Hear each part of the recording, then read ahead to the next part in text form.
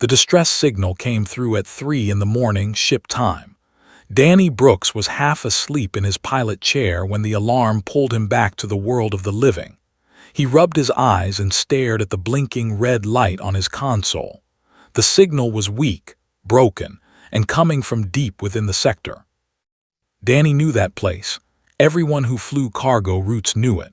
The sector was lawless space, a stretch of empty darkness where pirates hunted and slavers did their ugly business. No patrol ships came out here. No laws applied. It was the kind of place smart pilots avoided. He should have ignored the signal. He had a schedule to keep and credits to earn.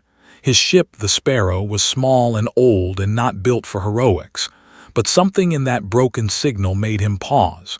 It was faint, desperate, like a dying whisper asking for help. Danny cursed under his breath and changed course. It took 4 hours to reach the source. When he finally got close enough to see it on his scanner, his stomach turned cold.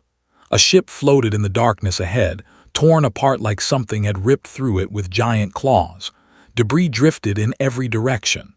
The hull was cracked open in 3 places, exposing the insides to the vacuum of space. Danny slowed the Sparrow and moved closer. The destroyed ship was a slaver vessel. He recognized the design from wanted bulletins posted at stations. These ships carried stolen people across the galaxy, selling them to the highest bidder. Whoever had attacked this ship had done the universe a favor. But the distress signal was still active. Someone was alive in there. Danny suited up and crossed over to the wreckage. The inside of the ship was a nightmare. Bodies floated in the corridors, frozen in death.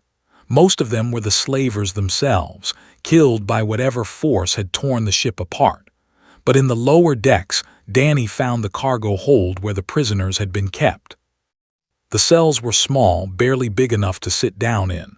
Most of them held bodies. Men, women, and children of species Danny had never seen before, all of them dead. The sight made his chest tight with anger and sadness. These people had been taken from their homes, treated like products, and left to die in the cold dark. He almost turned back. There was nothing he could do for the dead, but then his suit picked up a faint life sign deeper in the hold. Danny pushed forward until he found it. In the far corner, hidden behind a collapsed wall panel, sat a pod. The glass was cracked but still sealed. Inside, barely visible through the frost, was a young female alien. Her skin was a pale blue color and her eyes were closed. The pod's power was failing, and red warning lights flashed all around it. She was alive, barely. Danny worked fast. He disconnected the pod from the dead ship systems and dragged it back to the Sparrow. It took all his strength to get it through the airlock, but he managed. Once inside, he connected the pod to his own ship's power and began the warming process. It took 6 hours for the pod to safely release its passenger. Danny sat nearby the whole time, watching and waiting.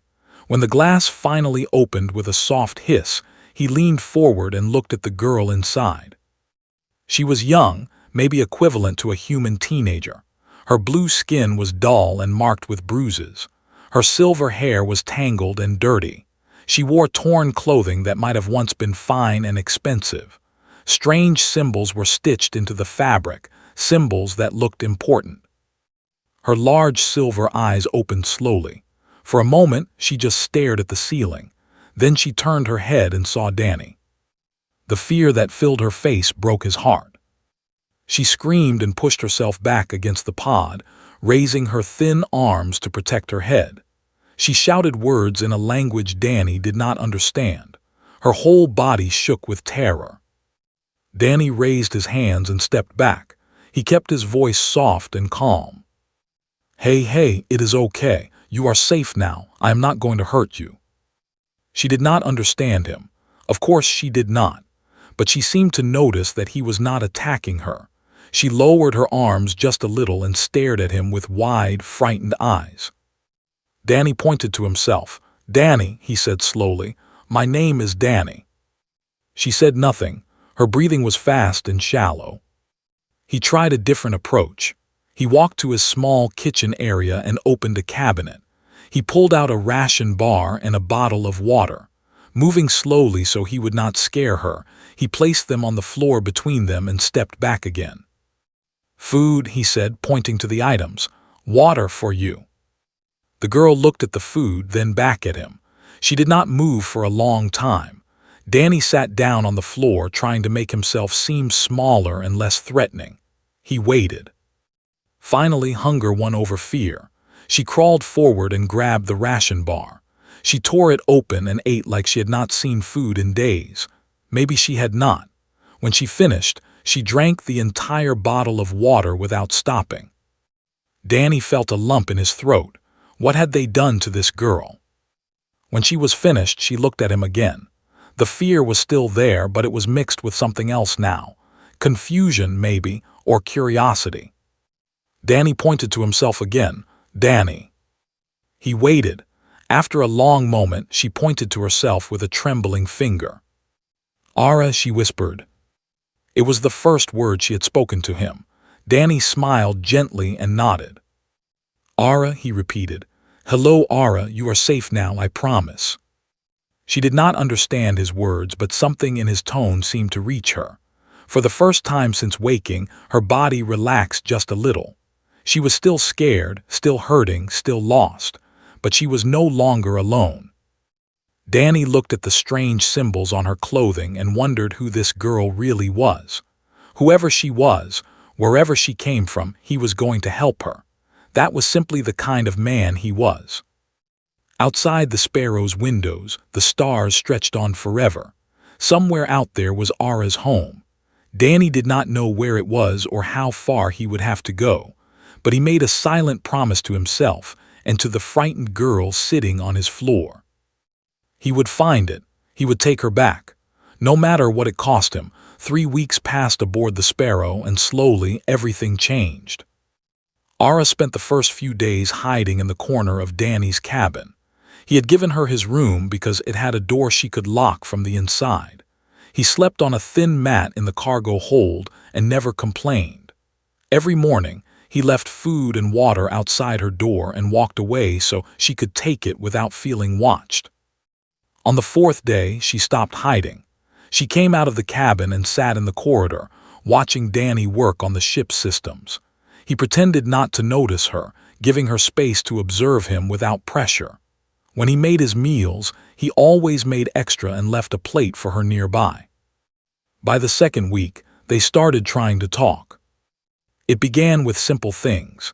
Danny would point at objects and say the human word: chair, light, window, star.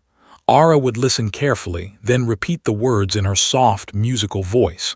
Sometimes she would point at the same objects and tell him the words. Danny did his best to learn them, even though his tongue struggled with the sounds. They made a game of it. Danny would point at something and raise his eyebrows. Ara would say the word and he would try to repeat it. When he got it wrong, which was often, she would cover her mouth and make a sound that might have been a laugh. It was small and quiet, but it was real. The first time she truly laughed, Danny felt something warm spread through his chest. He had been trying to say the word for water, but he pronounced it so badly that it apparently meant something like wet boots instead. Ara laughed so hard that tears formed in her silver eyes. Danny laughed too, even though he did not fully understand the joke. It did not matter. What mattered was that for one moment this broken girl forgot her pain.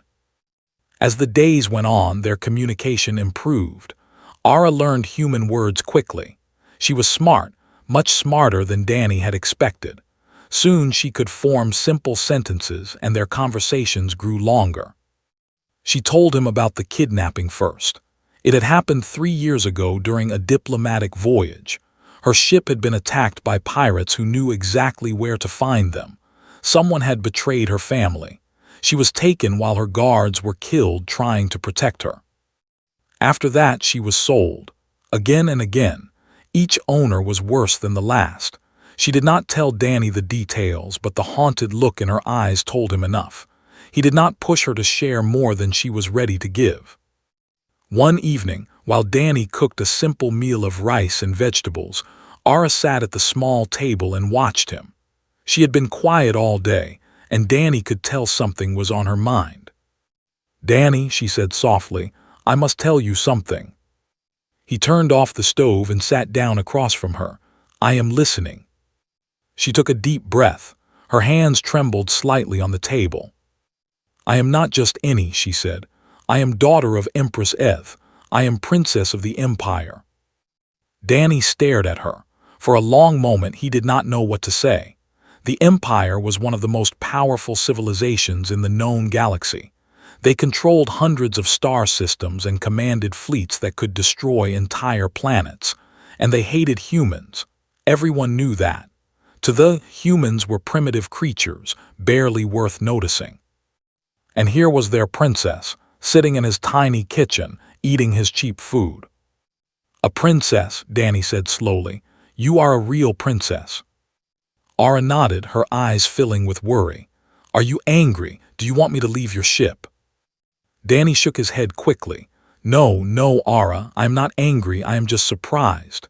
He paused and looked at her carefully. "Does this change who you are? Are you still the same girl who laughed at my bad pronunciation?" A small smile touched her lips. "Yes, I am still her." "Then nothing changes," Danny said simply. "You are Aura, you needed help, I'm helping you. Princess or not, that is all that matters." Aura's eyes grew wet. She looked down at the table and whispered something in that Danny did not understand. When she looked up again, tears were running down her blue cheeks. "Why?" she asked. "Why are you so kind to me? Your people and my people are not friends. My mother thinks humans are dangerous and untrustworthy. Why do you help me?" Danny thought about the question for a moment. Then he shrugged. "Because you needed it," he said. "Because someone should have helped you 3 years ago, and no one did. Because every kid deserves to go home to their mother." Aura stared at him like she was seeing him for the first time. "I want to go home," she whispered. "I want to see my mother again. I dream about her every night. I dream that she is looking for me, calling my name." Danny reached across the table and gently touched her hand. She flinched slightly, but did not pull away. "Then I will take you home," he said. "I do not care how far it is or how dangerous the journey. I will get you back to your mother." "The Empire will kill you," Aura said. "They shoot human ships on sight. The borders are closed. No one gets through." Danny smiled. "Then we will have to be clever. I did not survive 10 years in cargo hauling by being stupid." For the first time since she told him her secret, Aura smiled back. It was small and fragile, but it was real. "You are strange, Danny Brooks," she said. "Strange and kind. My mother would not believe someone like you exists." "Then we will show her," Danny replied, "together." That night, Aura did not go back to her cabin right away. She sat with Danny in the cockpit and watched the stars pass by. Neither of them spoke much, but the silence was comfortable now. It was the silence of two people who trusted each other. Before she went asleep, Aura stopped at the door and looked back at Danny. "In my language," she said, "there is a word for someone who is more than a friend, someone who is chosen family. The word is—" She paused, and her silver eyes were soft. "You are my Danny." Then she was gone, and Danny was left alone with the stars and a warmth in his heart that he had not felt in a very long time. He set the course for space. The journey would take weeks, the danger would be enormous, but Danny did not care. He had made a promise and he intended to keep it. The border of space appeared on Danny's scanner like a wall of red warning lights. Beyond that invisible line lay the territory of an empire that had never welcomed humans. Ships that crossed without permission were destroyed. No warnings, no mercy, just fire and silence. Danny stared at the scanner for a long time. Behind him, Aura stood quietly, her hands clasped together in front of her chest. "You can still turn back," she said softly. "You can drop me at a station near the border. I can try to contact my people from there. You do not have to risk your life." Danny turned in his chair and looked at her. In the weeks they had traveled together, she had grown stronger. The bruises on her skin had faded. She stood now, and her silver eyes held a spark that had not been there before, but he could still see the fear underneath. She was afraid for him. "I made you a promise," Danny said. "I am not breaking it now." He turned back to the console and opened a communication channel. His fingers hovered over the controls for a moment. Then he pressed the button and spoke clearly into the microphone. "Patrol, this is the cargo vessel Sparrow. I am a human pilot requesting permission to enter your space. I have your princess on board, Princess Ara, daughter of Empress Eth. She was taken 3 years ago and I am bringing her home." Static filled the speakers. Then a cold voice answered in broken human language. "Human vessel, you are lying. The princess is dead. Turn around now or you will be destroyed." "I am not lying," Danny replied calmly. "She is standing right next to me. Let her speak to you." More static. "Then, you have 30 seconds to leave our border. This is your only warning." Danny looked at Ara and nodded. She stepped forward, her chin raised high, and spoke into the microphone. Her voice was different now, stronger and more commanding. She spoke in rapid, words flowing like music and thunder mixed together. Danny did not understand most of it, but he caught a few words he had learned. Daughter, mother, the private name of the Empress, something Ara had told him only family knew. The static on the other end lasted much longer this time. Danny could almost feel the confusion of the patrol commander on the other side. Finally, the voice returned, less certain now. "We are verifying your claims. Do not move. Do not attempt to cross. If this is a trick, you will both die." Danny exhaled slowly and leaned back in his chair. "Now we wait." They did not have to wait long. The scanner screamed a new warning. 3 ships dropped out of hyperspace behind the Sparrow, and they were not. Danny recognized the design immediately. Pirate hunters, fast and heavily armed. Someone had put a bounty on Ara, and these men had tracked them all the way to the border. "Human pilot," crackled a new voice on the radio, rough and cruel. "Hand over the girl. Do that and we might let you live." Danny's hands flew across the controls. "Ara, strap in now." She ran to the co-pilot seat and pulled the safety straps over her shoulders. Her face was pale with fear, but she did not scream or cry. She trusted him. The first blast hit the Sparrow's shields and shook the whole ship. Danny pushed the engines to full power and dove toward the border. If he could get across, maybe the patrol ships would help. Maybe. "You are making a mistake, human," the pirate voice laughed. "The will kill you too. Give us the girl and save yourself."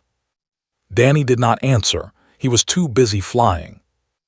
The Sparrow was old and small, but Danny knew her like he knew his own heartbeat. He twisted and turned through the incoming fire, dodging blasts that would have torn larger ships apart. But the pirates were faster, and there were 3 of them. A direct hit struck the rear of the ship. Alarms screamed. Smoke filled the cockpit. Danny felt pain explode across his left shoulder as shrapnel cut through his jacket. "Danny," Ara screamed. "I am fine," he lied through gritted teeth. "Hold on." He pushed the ship harder, crossing the invisible border into space. The moment they crossed, the patrol ships that had been watching finally moved. 4 warships appeared on the scanner, their weapons charging. For a terrible second, Danny thought they would fire on the Sparrow. Instead, their weapons turned toward the pirates. The battle was short. Technology was far beyond anything the pirates had. Within minutes, 2 pirate ships were destroyed and the 3rd was fleeing back into lawless space. The Sparrow drifted in the void, damaged but intact. Danny slumped in his chair, blood running down his arm. His vision was blurring at the edges. "Danny, you are hurt," Ara said, her voice breaking. She unbuckled herself and rushed to his side. "You are bleeding. We need to stop the bleeding." "I am okay," Danny mumbled. "Just need a minute." The radio crackled again. The commander's voice was different now, filled with shock and something that might have been respect. "Human vessel, we have confirmed the princess's identity. Prepare to be boarded. Medical assistance is being sent." Aura grabbed Danny's hand and held it tightly. Tears were streaming down her face. "You saved me again," she whispered. "Why do you keep saving me?" Danny managed a weak smile. "Told you, every kid deserves to go home." The airlock hissed as soldiers entered the Sparrow. They were tall and armored, with the same blue skin and silver eyes as Aura. They stopped when they saw her, their weapons lowering in disbelief. Then they saw Danny, bleeding and barely conscious, still holding the princess's hand. The lead soldier spoke into his communicator, his voice shaking. "Command, the princess is alive, she is real, and there is a human with her. He is wounded. He protected her with his own body." A long pause, then a response came through, carrying the weight of an empire.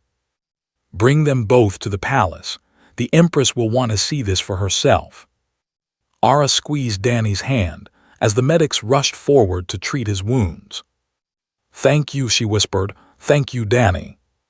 He wanted to answer, but darkness was pulling him under. The last thing he felt before unconsciousness took him was Aura's hand, warm and steady, refusing to let go. He had kept his promise. He had brought her home. Now all that remained was to face an empress who had spent 3 years mourning her daughter, and to hope that her gratitude would outweigh her hatred for his kind. Danny woke up in chains. His wrists were bound in heavy metal cuffs, connected by a short chain that clinked softly when he moved. His shoulder had been bandaged and no longer hurt, which meant they had healed him before locking him up. He supposed that was something. He was sitting on a cold bench in what looked like a holding cell. The walls were smooth and white, glowing faintly with soft light. There were no windows, no visible doors, nothing but emptiness and silence. Danny tested the chains. They were solid. He was not going anywhere. A section of the wall slid open and 2 armored guards stepped inside. They did not speak to him. They simply grabbed his arms and pulled him to his feet.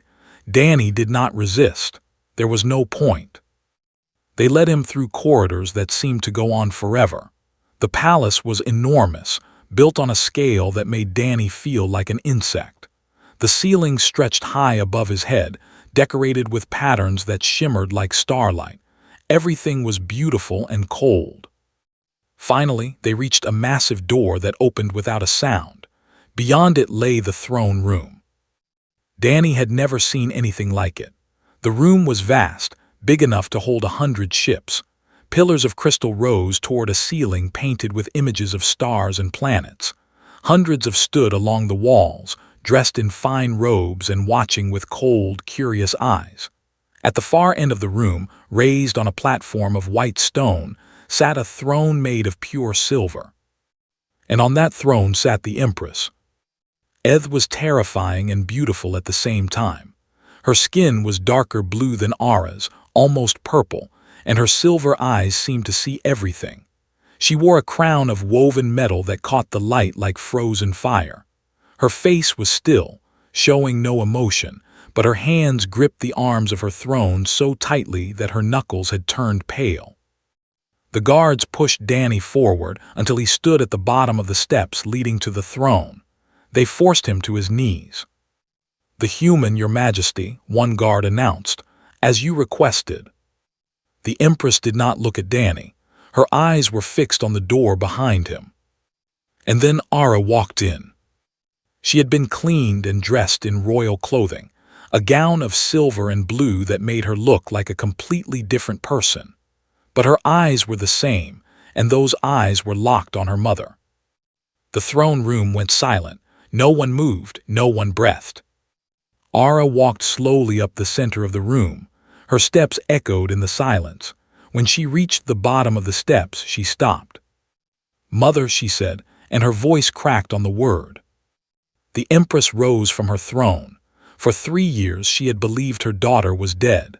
For 3 years she had carried that grief in her heart, ruling an empire while a piece of her was missing. And now her child stood before her, alive, real, home. "Aura," the Empress whispered. Aura ran up the steps and threw herself into her mother's arms. The Empress caught her and held her so tightly it looked like she would never let go. A sound escaped her throat, something between a laugh and a sob.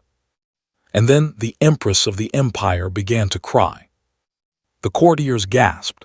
Many of them had served the royal family for decades. They had seen the Empress face wars and disasters without showing weakness. They had never seen her shed a single tear, but now tears flowed freely down her face as she held her daughter and wept. "My child," she said, her voice breaking.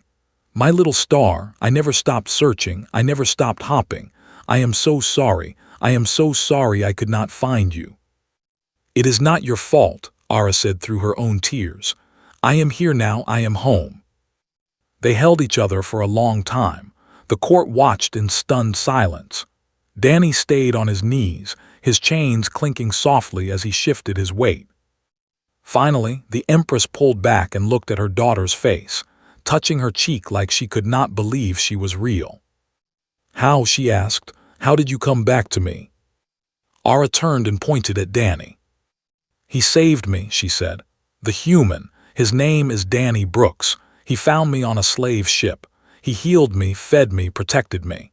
He brought me across your border even though he knew you would probably kill him. He fought pirates and took wounds meant for me. Without him, I would still be lost." The Empress's eyes moved to Danny for the first time. He felt the weight of her gaze like a physical force pressing down on him. She descended the steps slowly, her robes trailing behind her. The courtiers parted as she walked past them. She stopped in front of Danny and looked down at him with an expression he could not read. "You are human," she said. It was not a question. "Yes, Your Majesty," Danny replied. "My people do not trust your kind. We believe humans are dangerous, selfish creatures who care only for themselves." Danny said nothing. There was nothing to say. "Tell me," the Empress continued, "why did you do this? Why did you risk your life for my daughter? What do you want in return?" Danny looked up at her. His chains clinked as he straightened his back. "I do not want anything," he said simply. "I found a scared girl who needed help. I helped her. That is all. Every child deserves to go home to their mother. Ara deserved that too." The Empress stared at him for a long moment. Something shifted in her silver eyes, something that might have been surprise or confusion or both. "You expect nothing, no reward, no payment." "No, Your Majesty. You knew we might kill you for entering our space, yet you came anyway." "Yes." "Why?" Danny thought about the question. He thought about the frightened girl he had found in that broken pod. He thought about her first smile, her first laugh, the night she called him family. "Because it was the right thing to do," he said. "Because someone should have helped her a long time ago and no one did. Because I could not live with myself if I had turned away." The Empress was silent.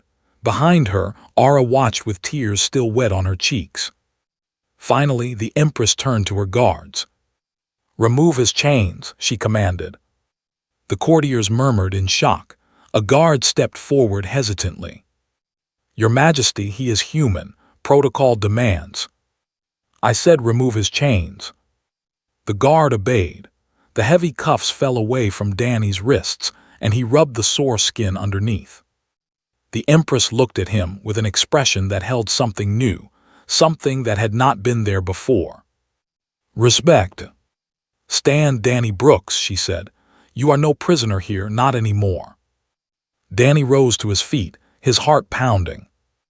Ara ran down the steps and hugged him tightly. Danny hugged her back, and for the first time since crossing into space, he allowed himself to believe that everything might be okay. The Empress watched them embrace, and though her face remained calm, her silver eyes glistened with unshed tears. Perhaps, she thought, they had misjudged humanity after all. 1 week had passed since Danny arrived at the palace, and in that time his life had changed completely. He was no longer treated as a prisoner. Instead, he was given a beautiful room overlooking gardens filled with flowers he had never seen before. Servants brought him food 3 times a day, more food than he could possibly eat. His clothes had been replaced with fine garments made from fabric softer than anything he had ever worn. But despite all the luxury, Danny felt restless. This was not his world. These were not his people. He missed the hum of his ship's engines and the endless darkness of open space. He missed being useful. Ara visited him every day. She told him about her life before the kidnapping, about growing up in the palace, about the mother who had taught her to be strong. She laughed more now, and the shadows in her silver eyes were slowly fading. Seeing her heal made everything worth it. On the 7th day, a guard came to Danny's room with a message. The Empress wanted to see him. Danny followed the guard through the winding corridors of the palace until they reached a small private chamber. It was nothing like the grand throne room. This room was simple, with comfortable chairs and soft lighting. Family paintings hung on the walls, showing generations of royalty. The Empress sat by a window, looking out at the gardens below. She was not wearing her crown today. Without it, she looked less like a ruler and more like a tired mother. She turned when Danny entered and gestured to a chair across from her. "Please sit," she said. Her voice was gentler than it had been in the throne room. Danny sat down, unsure what to expect. "I have spent this week learning everything I can about you, Danny Brooks," the Empress said.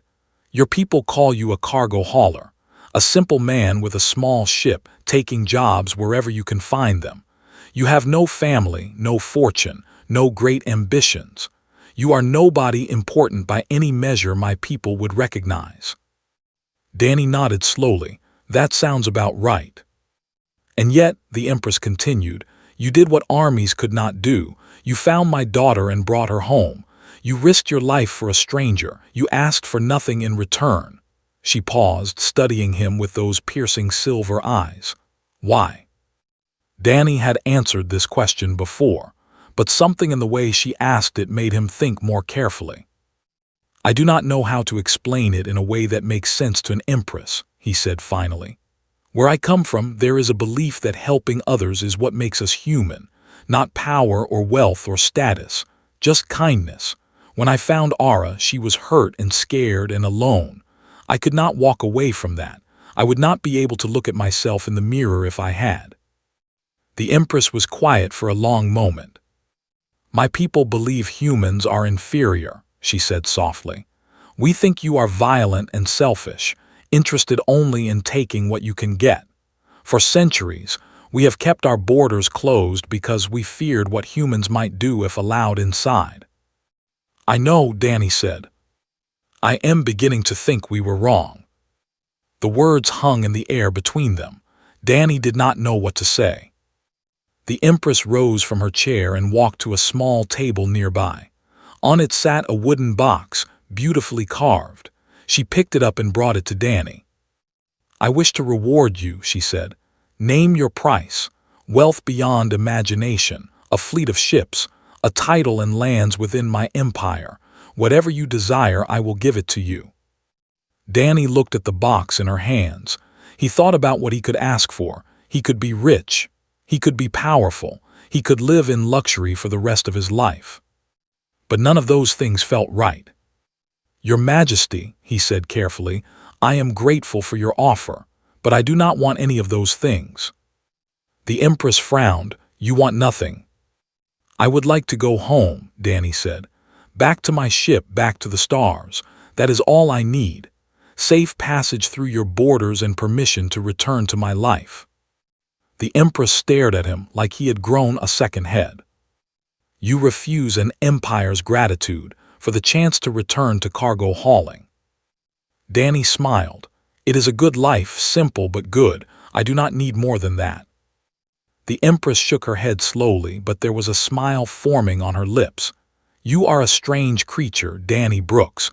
I have never met anyone like you." "I will take that as a compliment." She laughed softly, and the sound was warm. Then she opened the wooden box and pulled out what lay inside. It was a pendant on a silver chain. The pendant was made of crystal, shaped like a star, with the royal symbol of the empire carved into its center. "If you will not accept riches or titles," the Empress said, "then accept this. It is a royal seal. Whoever carries it is considered a friend of the Empire, a member of the royal family in all but blood. Show this to any ship and they will give you aid.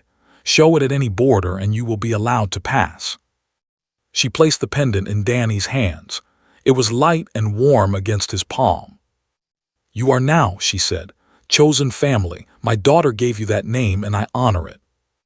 Danny looked at the pendant, then back at the Empress. His throat felt tight. "Thank you," he managed to say. A knock came at the door and Ara stepped inside. Her face lit up when she saw Danny.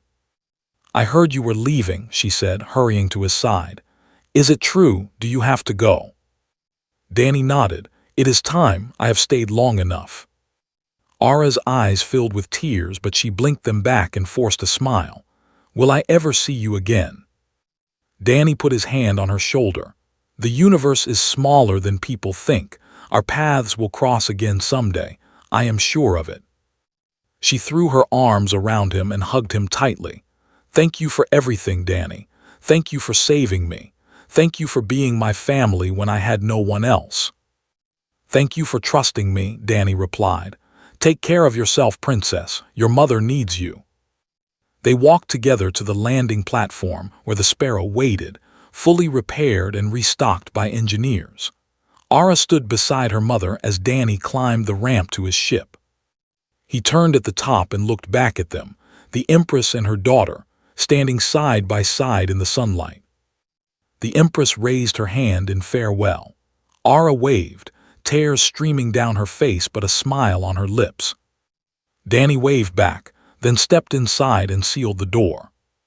Minutes later, the Sparrow lifted off and rose toward the sky. Danny watched the palace shrink below him, then disappear behind the clouds. Soon he was in space again, surrounded by the familiar darkness and the endless stars. He looked at the pendant hanging near his controls, the crystal star catching the light. "Chosen family." Danny smiled and set his course for home. Behind him, far below on the palace balcony, Ara watched the tiny spark of his ship until it vanished among the stars. Her mother stood beside her, one hand resting gently on her shoulder. "He is remarkable," the Empress said quietly. "I have ruled for 40 years, and I have never seen such kindness without expectation." Ara nodded, wiping her eyes. "He taught me something, Mother. He taught me that goodness exists even in the darkest places. You just have to look for it." The Empress was silent for a moment. Then she pulled her daughter close and held her. "Perhaps," she said softly, "it is time we opened our borders. Perhaps it is time we gave humanity a chance." Ara smiled against her mother's shoulder. Somewhere out among the stars, Danny Brooks flew home, a small man in a small ship, carrying the gratitude of an empire and the love of a family he had found in the most unlikely place. And though he did not know it yet, his simple act of kindness had changed the course of history. The walls between worlds would soon begin to fall, one small connection at a time. All because one human had stopped to help a frightened girl, asking nothing in return.